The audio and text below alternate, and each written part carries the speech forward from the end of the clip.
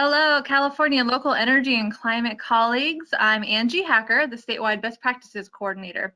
This role is a ratepayer-funded position ordered by the California Public Utilities Commission and administered by the Local Government Commission, ICLEI, and the Institute for Local Governments. And the goal is to advance and exchange knowledge amongst local governments that are pursuing local and state energy and climate goals. And one way I can do that is by talking directly with professionals across the state that are sharing firsthand on-the-ground experiences and local best practices. So today I am really pleased to be joined by two staff members of the San Gabriel Valley Council of Governments, which runs local energy efficiency programs for 30 cities in the eastern Los Angeles area. So welcome. Alexander Fung, who's a management analyst, and Samantha Matthews, another management analyst with the San Gabriel Valley COG. And they are excited to share their experiences conducting awards and other energy efficiency public sector programs. And they do that in partnership with their member cities, along with districts and schools, utilities, and their regional energy network, SoCalRen. So we get to talk about all of that, and we're going to talk a little bit about how COVID has affected their approach to outreach and how they are also managing some changes in their funding. So again, welcome. Alex and Samantha, I want to just take a moment first to let you introduce yourself and your role in conducting energy efficiency programs for your member jurisdictions. Yeah, I'll let Samantha start first. Sure. Yeah, so my name is Samantha Matthews. I'm a management analyst with the San Gabriel Valley Council of Governments, and I focus on managing and coordinating agency engagement efforts around our both the San Gabriel Valley EnergyWise partnership with SoCalGas and then the Southern California Regional Energy Network, or SoCalRen partnership. Yeah, great to be here today. Great, thanks. Yeah, Samantha also supports our homelessness and water resiliency efforts at the COGs, so she does a lot. Hi everyone, my name is Alex, I'm the other management analyst, and I focus on energy, transportation, and environmental projects at the San Gabriel Valley Council of Governments. But for energy, I'm mostly responsible for managing our energy work group. I also do a lot of our member education and training programs when it comes to our energy partnerships and also program motivation efforts. So there are actually 5 of us at the San Gabriel Valley Council of Governments who serve as project managers, and we oversee a lot of different components. You see 2 of the 5 of us here today. But as just a quick introduction, our San Gabriel Valley COG, we implement a partnership with the gas company called the San Gabriel Valley EnergyWise Partnership.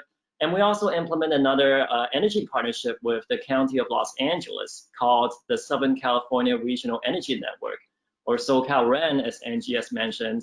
And that partnership assists cities and school districts and special districts in our jurisdiction to implement energy efficiency projects. So yeah, thank you again, Angie, for the great introduction, and we're happy to be here today. Yeah, I'm excited to dive into these programs, and thank you for participating with me and talking with our local government professionals that are listening. So as you guys know, we've talked a little bit before. I grew up and recently moved back to the San Gabriel Valley, and I'd love to hear from you if you could tell our listeners from around the state what is unique about this area, about bringing energy efficiency to this service territory in particular. Yeah, thank you for that question, and that is wonderful to hear that you moved back to the San Gabriel Valley. I also kind of grew up here, and there's a lot of great restaurants and a lot of great open spaces around here. And as you know, the San Gabriel Valley, our jurisdiction includes 30 incorporated cities and a population of 2 million residents, as you have stated. And we have such an amazing and diverse population. And a lot of our residents actually speak languages other than English in their households, including myself, actually. I speak Cantonese at home. And one of the things that we keep in mind is that language accessibility can be very important when we conduct community outreach. We also highly encourage our cities and our agencies to have materials available in languages that best suits the demographics of their respective communities. In addition to that, our region experiences high temperature weather conditions during the late spring, summer, and early fall months, as you have experienced recently. And that's why we really encourage our cities to keep energy efficiency in mind, even in the midst of COVID. We want to support our cities to help the state meet their ambitious energy saving and energy efficiency goals. And aside from that, a lot of our cities, we have 30 cities in the San Gabriel Valley, but a lot of them are quite small, and they don't typically have a lot of large facilities per se. One example is the great city of Bradbury, just running along the foothills, but they only have, I believe, one municipal building, which is their city hall. So we have quite a lot of cities that are small that don't have a lot of facilities, but we still try our best to engage them the best way that we can. I know Samantha will touch a little bit more on that later today, but this does make it slightly difficult for regional partnerships to engage with the smaller agencies in general. Well, I can attest to being here in the late summer with heat and wildfire and working from home during the pandemic that I'm certainly more grateful than ever for the power that I do have access to and the efficient use of it so it stays on. So I know you guys focus a lot on municipal energy efficiency through your COG, and as you know, there are many potential obstacles to implementing these energy efficiency projects in public sector facilities. And I'm wondering if you could help our listeners learn a little bit more about what you think are the key barriers to public sector facilities implementing their energy efficiency projects, and what is the COG doing to help? Sure, so I can take that question. So one of the key barriers we see to implementing energy efficiency projects in the public sector is often a lack of engagement between utilities and cities. It can be difficult for cities to know about rebates and incentives that are offered at certain times for certain projects, and so we really try to bridge that gap between utilities and cities, setting up meetings and just having an open line of communication between the utilities and cities. Another key challenge, as Alex mentioned, is that most of our cities are on the smaller side and often lack the available resources to implement these projects. And so we try to address this barrier by identifying and providing additional resources when we can. So we often connect the agencies not only to SoCal Gas, but also to SoCal REN, and they can help provide technical and financing support. And then we provide training and education opportunities as well for them to learn more about building practices and energy efficiency in general. But the reality is that our cities are strapped on resources and staff, and it can be difficult for them to be engaged with us or with the utilities when they have a lot going on, especially this year. So we really try to overcome that engagement barrier. We try to engage our cities and agencies through our existing committee structures at the COG. So we found that it's easier to engage with staff as a part of already these existing relationships that are already engaged in these committees. And then we've also really found a lot of success this year through our recognition structure. We launched this year called the Champion Awards. And this has really helped tremendously to keep our cities engaged with energy programs throughout the year. Yeah, can we dive into that just a little bit more? So yeah, it sounds like that's one of your hallmark programs. You've had some successes with recognition. We actually just did a webinar recently separately that local governments told us what is really important to them, and recognition came up very highly as a high priority because it helps them connect with their elected officials and ensure that there's buy-in and support to move forward with things. So I'm wondering if you tell us a little bit more. What's the origin of that program? How does it work? And what lessons can you share with other local government program administrators? Yeah, recognition can be extremely helpful to have cities engage with us during the pandemic because we can all use some good news when we're so sick of hearing about COVID all the time. And it's the more important thing, though, is that it's important and wonderful for us to recognize the cities for the amazing work that they're still doing in the energy efficiency field.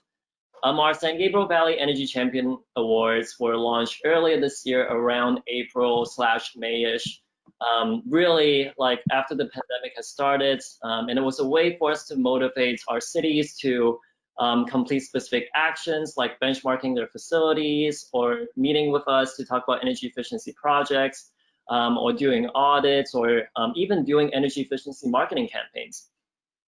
This year we have 3 tiers available, not too creative, but just bronze, silver, and gold.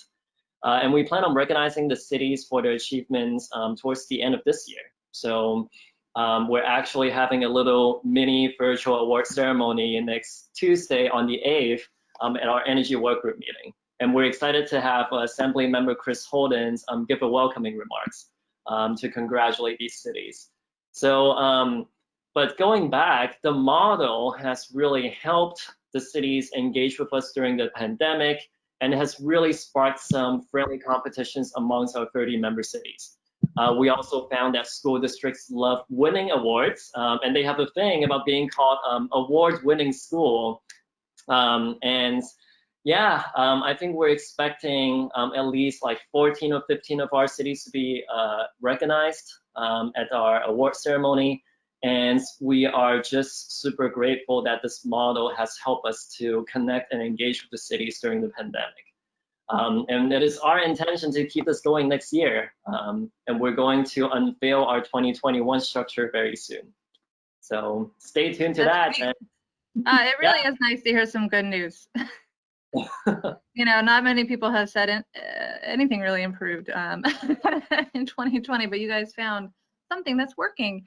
And I just wondered if you could, you know, maybe share a little bit more about maybe an anecdote or two, or it sounds like you're hearing more local governments participating with you or engaging with you maybe more frequently or at a deeper level than they were before. Is that right? Is that part of what you see as a success? Is that you get more receptivity now? Yeah, our team tried our best to be strategic when we basically drafted the requirements for the structure. We wanted to make sure that the cities stay engaged, that we're helping the cities to do projects, to do audits. But another thing is that we also want the structure to kind of help us internally when it comes to implementing the actions in our work plan. So for example, one of the components one of the requirements within the structure is that the city has to attend like a specific number of energy work group meetings or energy efficiency trainings. And I guess it kind of just supports and motivates the cities to attend our trainings and kind of give them the knowledge to implement the projects, for example. Yeah, I see that. So there's a performance and some motivation there. And I imagine some building of relationships. Yeah, it really solidified the relationships that we've already had. But Samantha and myself and other members of our team, we also made a lot of new connections. So we're very grateful for that too. Well, that's great. So yeah, you know, we are recording this in early December of 2020. And we've been at this COVID business for quite a while now. And I just, we might as well just dive right into it. I wonder how COVID has impacted your ability to engage with these local participants. So the recognition part is helping, but you know, what's the hardest part of engaging during COVID? Right, so COVID has certainly impacted our efforts, but at the same time, of course, we support the states and the county's recommendations to keep everyone safe and healthy during this difficult time. But I think primarily our outreach strategy has shifted, especially back in the spring when cities were dealing with, you know, the beginning of the pandemic and really focused on the pandemic. And so we really felt that we wanted to meet cities where they are. And we understand that there's constrained budgets and just felt like they might not be able to complete projects this year. So we wanted to just try to help as much as possible and get cities engaged as much as possible. So we would help with facility benchmarking and audits and try to get cities as set up and as ready as possible to start a project once they're able to do so, hopefully in 2021. I think beyond our outreach strategy, our meeting and event strategy changed, of course. We used to host a lot of in-person events and meetings, and we've now adjusted to hosting entirely on Zoom for the most part. And so we've been able to turn our energy efficiency workshops into informational webinars. And we've actually seen an increase in the number of participants in our virtual meetings. It's certainly easier to attend more meetings in a day now when you don't have to travel for them. But at the same time, we know that participants may be distracted or multitasking. I know that I'm guilty of that myself. But so we try to encourage participation, have polls and trivia activities, try to keep attendees engaged as much as possible. And of course, we've seen this kind of across the board statewide, this increase in virtual conferences and events, and we really hope to participate in more of those moving forward. Yeah, we've had a similar experience. It's easier for folks to attend remotely, especially when you're working in a large scale, regional or statewide. It's hard for people to travel. So yeah, that's one benefit. So you talked about a few of the strategies already, to kind of help you operate in this new normal. Is there any sort of top strategy that you talk to another local government practitioner and just, there's the thing that's really helping us through COVID, stay connected with our members? Alex, do you have an answer for that? Energy Champion Awards. So I'm just gonna keep saying that all the time. But really, I know that we've been mentioning the awards a couple of times throughout today's recording, but really it has been so successful to a point where we've had more engagement with our cities than ever before COVID. And we've been implementing these partnerships now the REN partnership started this year, but the EnergyWise partnership, we started it originally in 2009 with Edison. So yep. I know that over the years, we've seen a decline in interest from some of our cities because some of the rebates and financial incentives slowly went away as some of the energy efficiency measures became requirements. But right now, I really, the thing that pops in my mind is just the Energy Champion Awards. Because it encompasses all of our engagement, all of our education and training, all of our programs that support cities and agencies to do audits and projects. It's all in there. If any of the listeners are interested in checking out our model, it is on our website, the San Gabriel Valley EnergyWise partnership website at sgvenergywise.org. And you can see how the cities are doing. Our structure is on that website. And yeah, that model encompasses a lot of our various programs and operations. Great, and you're touching on sort of the history with the utilities and a lot of local government partnerships across California. Not only are we dealing with COVID, we're dealing with all of this change in ratepayer funded programs and just all energy efficiency related programs. So amongst this changing funding paradigm, you have found ways to be successful and to flourish. And so I'm just wondering if you could talk a little bit about how you are successfully obtaining funds to continue your programs. I can speak to that. So our SoCal Edison LGV program sunset at the end of 2019 for former program implementers. But SoCal Gas continued supporting the implementation of the existing LGP with us. So that continued through this year. And then we were approached by LA County and the Energy Coalition in late 2019 to assist with implementing the SoCal REN public agency program for the San Gabriel Valley region.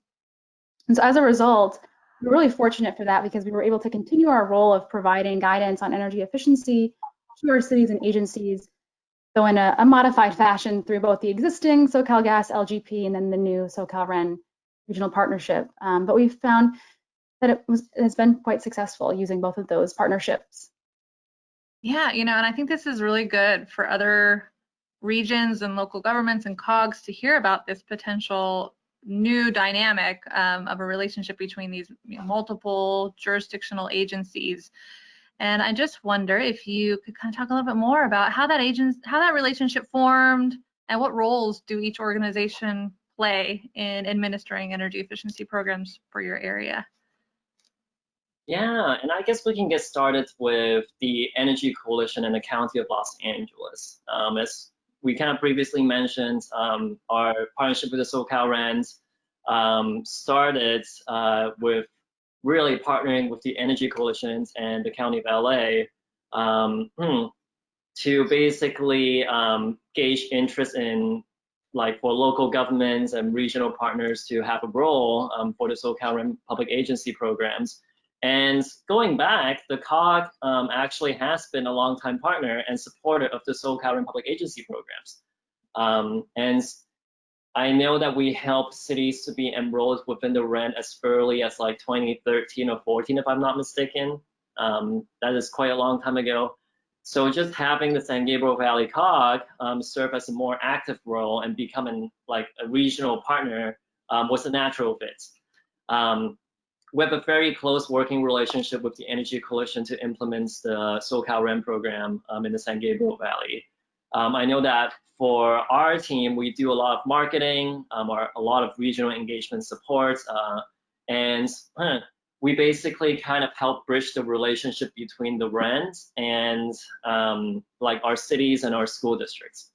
So we would invite the REN to come to our, like, some of the committees that we have to provide presentations or even trainings. We support the REN to do customized trainings and even educational seminars for some of our member cities. And as you know, the San Gabriel Valley COG, like, we manage a wide variety of programs, not just energy.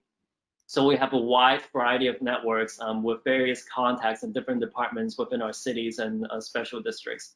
And it's easier for them to reach out to the COG to basically solicit like help, and then we can just bridge that gap like with the SoCal REN. And another reason why our agency recognition model, which is our Energy Champion Awards, have worked so well is because of the connections and the networks that we have to share with one another. And SoCal REN, they provide the technical resource to carry out all of the audits, all of the benchmarking, and all of, like, the technicalities of implementing a project. Both Samantha and myself, like, I mean, we've taken some of the lead, like, materials, but then we're not official building scientists. So it's great to have, like, whether if it's the account executives at the SoCal Gas side or like the project managers from the Energy Coalition, they can provide the expertise to really kind of help the cities deal with the technicalities of things. I think that's a really great model, and one that other parts of the state, I'm sure, are considering or implementing on their own as well. But just that model of keeping technical services available regionally, so not every local government has to have their own person in-house doing all this really technical work, but then working with a trusted partner like you guys that have all those relationships really makes a lot of sense as the key conduit, really, between a technical service provider and the local governments on the ground who do like to know who they're working with. So yeah, that makes a lot of sense to me. I just wonder if you have any advice for local government partnerships or COGs, that are sort of in your position in other parts of the state that are trying to, sustain their programs throughout all of this change this year. Yeah, definitely. It's definitely a difficult time, but I'll just reiterate again, we definitely have seen the success of this recognition structure. We definitely recommend this. We understand, though, that each subregion is different, but we encourage LG to considering developing some sort of recognition structure that can best support their cities and agencies' goals. I also wanted to know, I don't think we've mentioned this yet, but we do feel it's important to be inclusive of all public agencies in your region with this recognition structure, including school districts and special districts, water districts, things like that in your engagements as well. And so this is something that we've started in 2020, but we'll really be ramping up and focusing on in 2021. So we definitely recommend that. And I think another thing that we've been doing is partnering with our LGPs and COGs in our greater region to host joint energy efficiency webinars and workshops. So it's been really great to pool together resources and knowledge and develop these workshops that can be beneficial for all of our regional stakeholders. Yeah, that's great. I actually wonder if are you guys available if folks in local governments want to reach out and learn a little bit more about how you constructed your programs and any details? Yeah, absolutely. I know Alex has been actually meeting with folks already. So yeah, if anyone's interested in learning more, we're more than happy to meet with people and discuss potential options. Yeah. Perfect. So my final question is just what's next for you guys at San Gabriel Valley COG? How are you going to tackle your regional energy and climate goals next? Yeah, 2020 has been a lot. But when we think about 2020 at the COG, you know, a lot of good things also happened. Not just with the Energy Champion Awards, but we're so excited that we have new connections, new networks that were developed this year with our school districts and special districts and water districts. And as this year wraps up, we are excited to continue the EnergyWise partnership with the gas company and our partnership with the SoCal Ram Public Agency programs into 2021. We're also going to be expanding our recognition structure, the Energy Champion Awards, and more details to come on our website within the next few weeks. And it is our goal to make both of our partnerships to be more inclusive to special districts, as Samantha has mentioned. Traditionally, I know that our partnerships, even with other subregions that we've witnessed too, they were tailored more to support cities. And that is very important and that is very crucial. But I believe that there's an interest now to kind of steer the wheel towards school districts and special districts and water districts. And we have to be inclusive and we cannot leave them out. So we're excited to expand our program to include them in addition to cities within our programs as well. I know that we mentioned next week we'll be holding our award ceremony for the 2020 Energy Champion Awards. And yeah, we're super excited to have Assembly Member Chris Holden to provide the welcoming remarks. And I know that we're wrapping up the recording soon, but we do want to take this opportunity to thank our San Gabriel Valley cities and our external partners like yourself for working with us and to enhance the quality of life in our subregion. Very important. If you're interested in learning more about our energy programs or just the San Gabriel Valley COG in general, our general COG website is just SGVCOG.org. But if you're specifically interested in learning more about the EnergyWise partnership, the website is sgvenergywise.org. And I believe that's all that we have. Thank you for having me. Yeah, well, thank you. I'm getting your newsletter now, and I appreciate being in the know. My goal for next year is hopefully, since I'm your neighbor, I can meet you in person when things get a little better. So I want to thank you guys. Thank you to both Alex and Samantha for taking the time to share their experience and advice with us. And thanks to our listeners. We hope that this conversation has provided some relatable examples of how different local and regional governmental agencies are working together to keep inspiring energy efficiency. So how can a COG be a successful conduit to public sector energy efficiency in your region? Something to think about. So to access this and other knowledge building resources or make a technical assistance request, please visit us at eecoordinator.info. Until next time, please stay safe and well.